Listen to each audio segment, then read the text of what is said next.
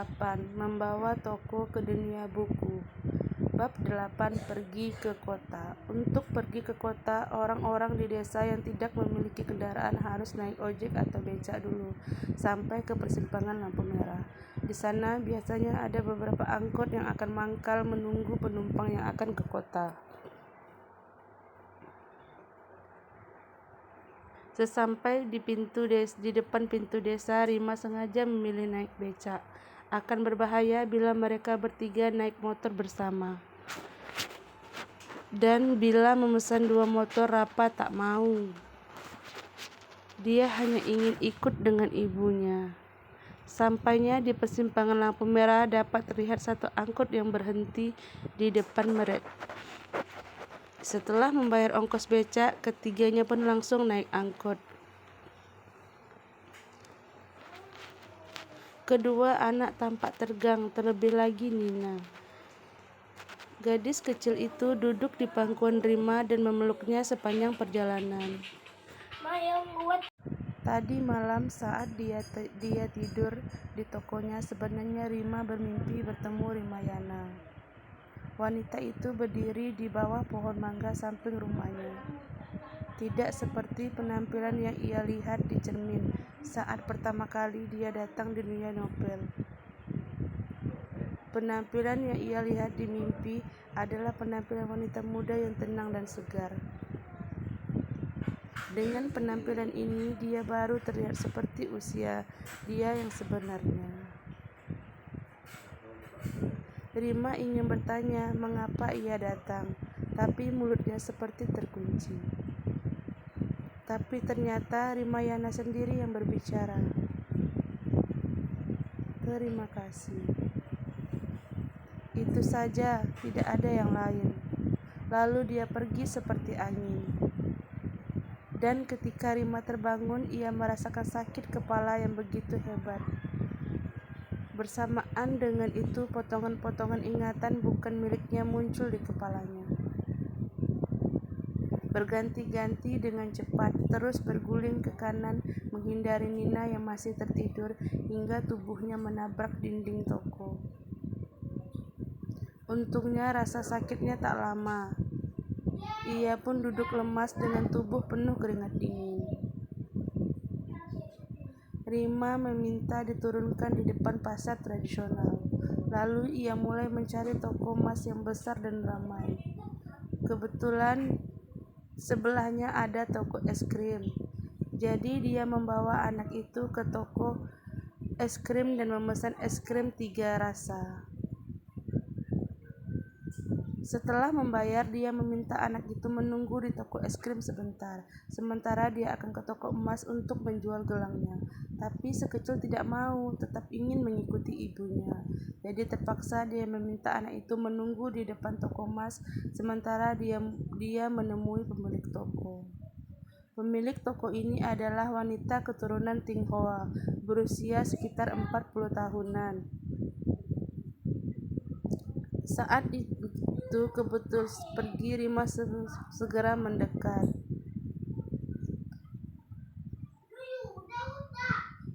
Saya ingin menjual emas, kata Rima sambil mengeluarkan gelang dari dalam kantong plastik kecil tangannya, lalu meletakkannya di atas etalase. Pemilik toko memeriksa gelang tersebut beberapa saat lalu mengambil timbangan khusus emas, kemudian meletakkan gelang milik Rima di atasnya.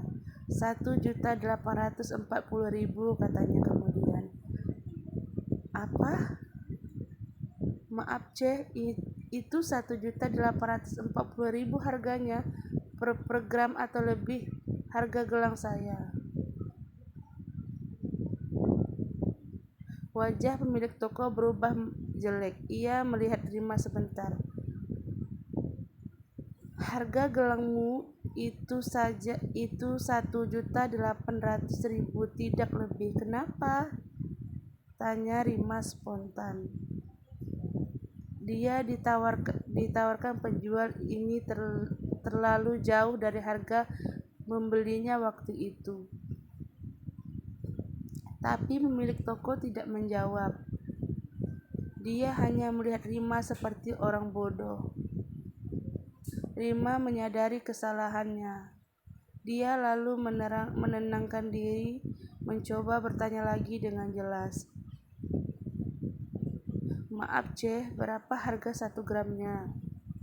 1 gram emas harganya 184.004 dan berat gelangmu ini 10 gram, jadi harganya 1.840.000.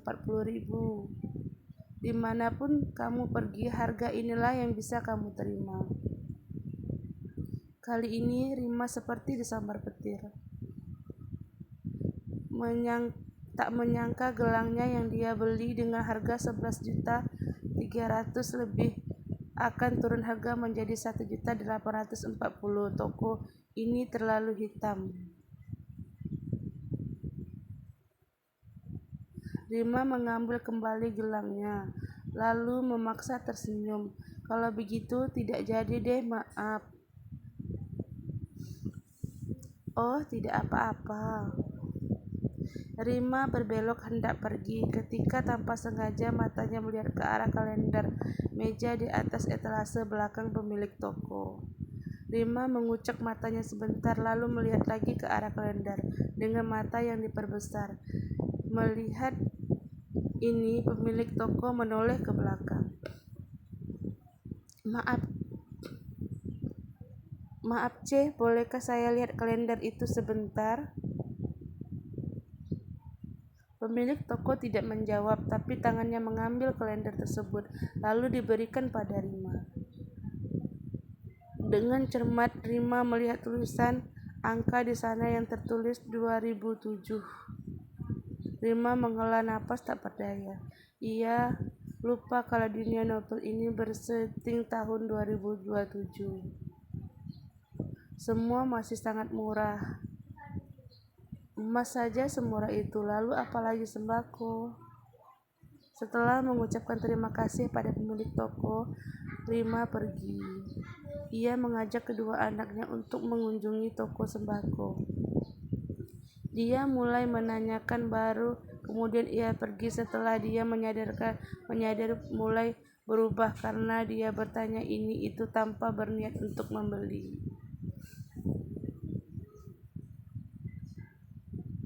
Duduk di bawah pohon taman, Rima mulai menyalahkan penulis novel yang menyeting novel di tahun 2007 ini. Gara-gara inilah cita-citanya untuk menghasilkan uang dengan cepat pun kandas. Sebenarnya cita-citanya bisa saja terwujud dengan menjual perhiasan, mengingat harga sembako dan lain-lain di sini sangat murah. Tapi dia tidak rela menukar gelangnya dengan harga yang begitu murah. Dan satu lagi yang dipikirkan Rima, harus berjualan telur gulung. Sepertinya kalau berjualan makanan ini dia akan lama mengumpulkan uang. Karena belum tahu laris atau tidak, dia sekarang ingin merubah strateginya dengan berjualan sembako saja.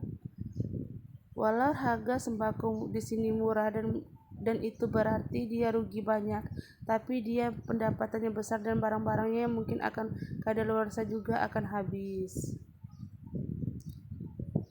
Yang dipikirkan sekarang bagaimana cara agar dia bisa mengeluarkan barang di tokonya besok, membuat orang curiga atau bertanya kepadanya kapan dia membeli sembako, karena dia sama sekali tidak memiliki uangnya habis.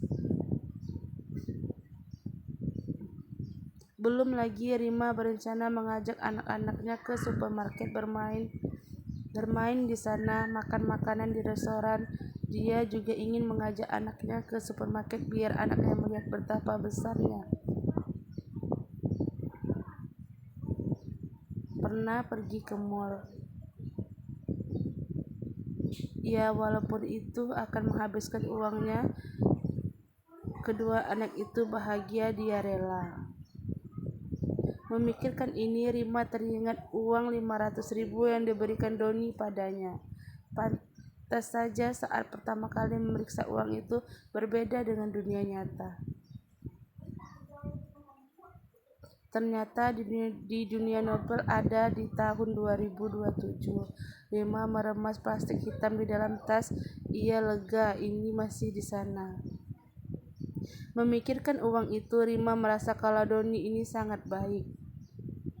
Dia memberikan uang sebanyak itu untuk anak dan mantan istrinya. Rima memandangi kedua anaknya yang saat ini sedang bermain perosotan di taman. Mereka begitu gembira bolak-balik membiarkan anak-anak itu bermain. Sebentar di desa mereka, mungkin anak-anak ini tidak akan bisa bermain perosotan. Setelah anak itu puas, dia berencana membawa keduanya membeli baju dan celana untuk dipakai. Kedua anak itu saat ke supermarket nanti. Pakaian kedua anak itu sudah lusuh. Dia tidak ingin saat berjalan-jalan di supermarket ada anak yang mengejek kedua anak itu. Waktu hampir menunjukkan pukul 1 siang saat Rima dan kedua anaknya itu kembali membeli baju. Ia membeli untuk masing-masing anak 5 potong baju dengan corak, warna, dan molek model yang berbeda. Untuk dirinya sendiri, baju-bajunya di rumah masih layak dan cukup enak dipakai. Tak lupa dia juga membeli celana dalam untuk anak-anak dan juga untuk dirinya sendiri. Sebelum keluar toko, Rima mengganti pakaian kedua anak itu dengan yang baru. Untuk Rapa, dia memilih kaos lengan panjang bertuliskan huruf 5 di dada kiri dan padukan dengan celana lepis panjang. Sedangkan untuk Nina, Rima memilih gaun berwarna pink dengan boneka cewek berkelabang 2 menempel di bagian dada. Rima kemudian dia pergi mengajak anaknya mencari sendal. Untuk sendal, Rima memiliki bermerek Homiped. Ini adalah merek sejak dia kecil. Rapa dan Nina sangat gembira saat memakai sandal baru mereka. Selain sandal, mereka berdua juga memakai baju baru yang bagus dan indah.